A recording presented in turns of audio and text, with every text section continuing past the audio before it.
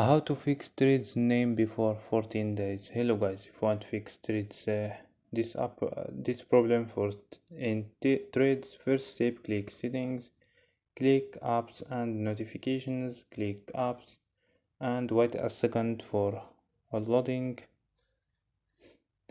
Scroll down for search your app or search here. Go to force stop, click OK, and go to storage, click clear data and click OK and click clear cache. After these steps, restart your phone. So don't forget like and subscribe. Bye.